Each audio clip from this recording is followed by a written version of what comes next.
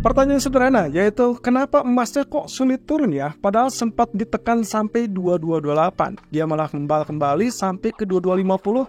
Dan inilah jawabannya. Karena memang sejak kemarin kita sudah sempat membahas, tapi tidak ada salahnya untuk mengecek terlebih dulu dengan nasib US dollar ataupun US Treasury yield. Oke, inilah grafik dari US Treasury yield yang ternyata betul-betul rebound. Jadi setelah kemarin kita bahas bahwasannya kemungkinan zona support ini masih tetap mengganggu atau membatasi pergerakan penurunan. Dan itulah yang terjadi teman-teman. Kemarin ternyata dibuka dengan awalnya ragu ya, menguji level support, tapi ternyata diakhiri dengan kenaikan. Dan ini adalah bullish. So, untuk sementara waktu kita batal untuk melihat dia keluar dari zona kurungan ataupun zona trend channelnya. Tapi yang jelas di sini kembali lagi dengan zona resisten. Apakah sanggup dia untuk tembus atau tidak? Nanti kita akan coba cari tahu sampai nanti malam. Kalaupun misalkan tembus, kira-kira sampai mana? Kira-kira kalaupun dia tembus mungkin level tengah dari trend channel inilah yang akan terjadi ataupun menjadi target utama. Dan itu berarti, oke, let's see. Kemungkinan potensinya adalah 4,424%. Saat ini dia berada di 4,325, jadi masih ada potensi kenaikan. Tapi kalau sampai dia gagal, katakanlah memang level ini relatif lebih kuat atau seperti yang terjadi sebelumnya, history repeated itself berarti kemungkinan dia akan menekan penurunan dan itu akan membuat dia kembali gagal. Oke, berarti di sini kita masih tetap 50-50. Baik itu kenaikan ataupun penurunan masih tetap layak untuk dinantikan. Tapi yang jelas memang candlestick bullish ini cenderung mendorong untuk kenaikan selanjutnya. Nah, sementara itu kalau kita lihat dari grafik H4-nya, kelihatannya juga untuk pola kenaikannya juga sama ya. Setelah sebelumnya kita mencurigai terkait dengan target double bottom-nya gagal, tapi kita mencurigai ada potensi dari rising ataupun falling wedge ya. Dan ternyata falling wedge itu yang terkonfirmasi dengan sangat baik. Oke, berarti kemarin itu dia tertahan di zona support, lalu kemudian dia naik dan tembus resisten. Dan inilah yang jelas berarti persis dengan kecurigaan kita kemarin ya. Karena kita menampilkan ini kenaikan, lalu kemudian ini konsolidasinya, dan sehingga yang terjadi adalah potensi kenaikannya. Nah, oke, confirm. Lalu kemudian target berikutnya adalah saat ini kita masih menantikan apakah dia mampu tembus level resisten biru ini atau tidak. Kalau iya, berarti kita siap-siap. Kemungkinan ini akan menjadi problematik yang sangat-sangat riskan untuk gold nanti malam. Tapi kalau misalkan pun dia rejection, maka saya berharap penurunan itu akan tertahan terlebih dulu di 4,25%. Artinya saya belum berharap kita akan melihat 2.300 untuk emas malam ini, melainkan kita masih tetap keep untuk sampai non-farm payroll, at least di hari Jumat. Dan tentunya sangat riskan juga, ada potensi untuk penurunan yang lebih tajam untuk dolar ataupun untuk US Treasury yield. Kalau misalkan zona resisten ini cenderung sulit untuk ditembus. Dan semua itu terkait dengan data ekonomi nanti malam. Oke, berikutnya adalah US dollar. Dengan posisi seperti ini, saya rasa ya ini adalah level resisten berikutnya yang sangat mendukung. Dan potensi kenaikan ini juga sudah terlihat jelas ya. Dia sudah berada di level resisten yang ini. Berarti kita tinggal melihat apakah dia mampu untuk tembus ke level 105.60an atau tidak. So far, oke, kita tandai saja. Mungkin saja nantinya akan terjadi rejection, lalu kemudian dia turun kembali di bawah level 10500, dan itu berarti zona tengahnya ada kurang lebih di kisaran ini. Ya, ini adalah berarti 104.70an. Nah, ini kalau lihat dari secara keseluruhan polanya cenderung mengalami kenaikan, dan berarti juga pola ABC kemarin atau minggu lalu itu gagal ya, karena dia terus mengalami kenaikan lebih tinggi.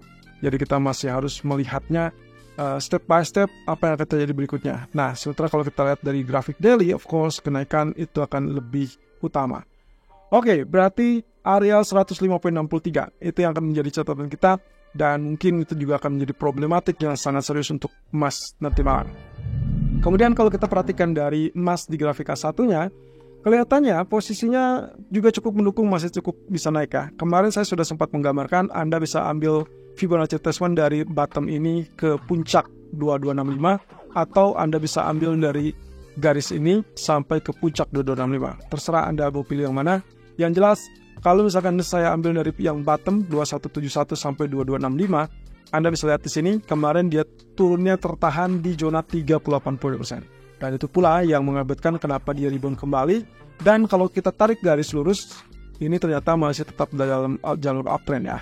Nah, oleh karena itu, untuk pagi ini, saya tadinya berpikirkan seperti ini. Jadi kondisinya, dia masih tetap bertahan di atas trend line, dan itu berarti kondisi yang paling mendukung untuk potensi kenaikan. Memang target tadi areal buy 43 ataupun 45-nya nggak kena, tapi setidaknya dia sentuh 46 dan itu berarti area yang cukup dekat. Seharusnya sudah bisa oke. Ya, karena aturan sederhana dari teknikal adalah melakukan buy di dekat zona support atau tepat di zona support. Pilihannya hanya itu. Nah, stop loss-nya dipasang di bawah zona 2243. Kenapa 2243? Karena saya asumsikan ini adalah zona support kuat untuk saat ini. Jadi saya asumsikan 23,6% yang berimpitan dengan trendline. Dan kalau misalkan dia tembus pun, maka kemungkinan peluang Anda sempit ya untuk melakukan sell di bawah 40, berarti target dia mau optimalnya 229 ya, 2229.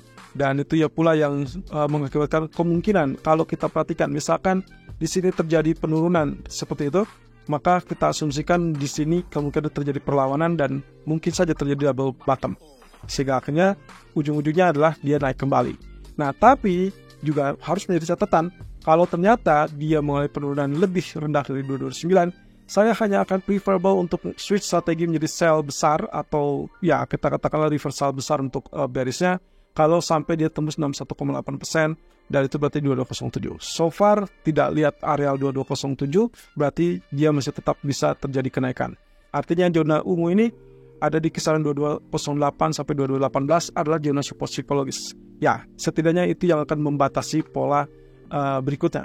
Nah, tapi juga teman-teman hati-hati. Begitu dia naik duluan, pertanyaannya adalah apakah dia langsung tembus 2265 atau justru rejection.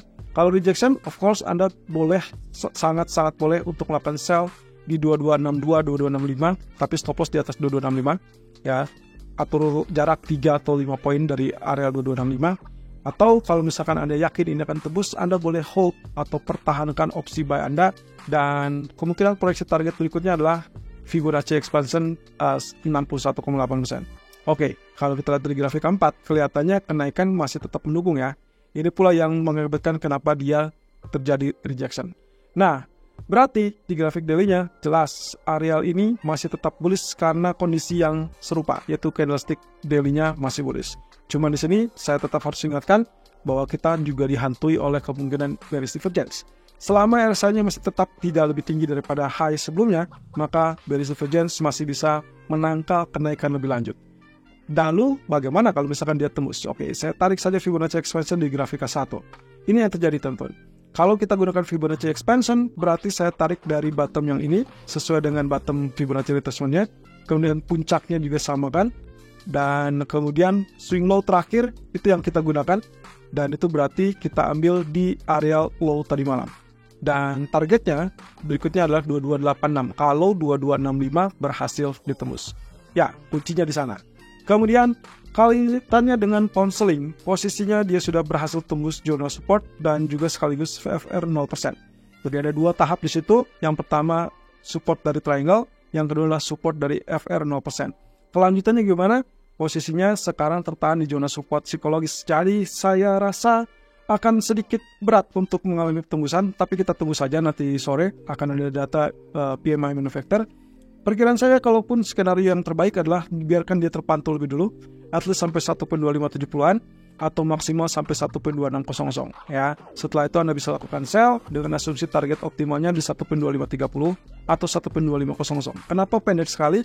Karena perkiraan kami kemungkinan potensi inilah yang membuat kenapa dia agak katakanlah diragukan untuk mengalami penembusan lebih lanjut. Karena ini jelas beberapa kali terjadi support atau menjadi support yang efektif. Demikian pula kalau kita perhatikan dari grafik daily, posisinya memang sekarang sudah memberikan jaminan penurunan karena dia tembus MA200 finally ya. Tapi kalau kita tarik lagi historical path-nya, ini adalah zona penting sehingga 1.2500 itu akan menjadi support psikologis. Selama dia tidak tembus, hati-hati, kemungkinan kita akan dapatkan reversalnya dan mungkin saja candlestick akan ditutup dengan hammer. Nah, tapi akan menggagalkan kalau misalkan ternyata dolar masih terlalu kuat untuk counseling. Grafik crude oil juga menunjukkan potensi kenaikan masih tetap lanjut dan persis dengan apa yang kita perkirakan kemarin. Selama penurunan itu tidak lebih rendah dan bahkan tidak sentuh atau bahkan tidak tembus 281.60, ternyata dia berhasil naik. Dan targetnya 84, persis dengan apa yang kita perkirakan. Next challenge, kalau misalkan dia mampu untuk tetap bertahan di atas 83.10 ini, saya rasa saya tetap pertahankan opsi buy. Dan lihatlah, target utamanya itulah Fibonacci expansion 100% di area 86.50-an. Ini persis dengan gambaran kita kemarin ya. Di grafik ataupun di live streaming hari Senin, grafik menunjukkan potensi kenaikan yang sangat-sangat memungkinkan, yaitu area 84, 85, atau bahkan 88. Ya, ini sangat memungkinkan kalau sampai katakanlah kita asumsikan bahwa mereka mengantisipasi kebijakan OPEC yang akan diumumkan besok, termasuk juga ketidakpastian dari geopolitik. Jadi posisinya dia masih tetap aman untuk lakukan buy. Tapi dengan catatan, kalau sampai dia berbalik turun, maka level 81 atau 8200 lebih tepatnya, Anda boleh atau diperkenalkan untuk switch strategi menjadi sell. Walaupun trigger ataupun pemicu bearish reversalnya sebetulnya yang paling utama adalah 8160. Anda punya opsi 8200 atau 8160 untuk segera melakukan switch strategi menjadi sell.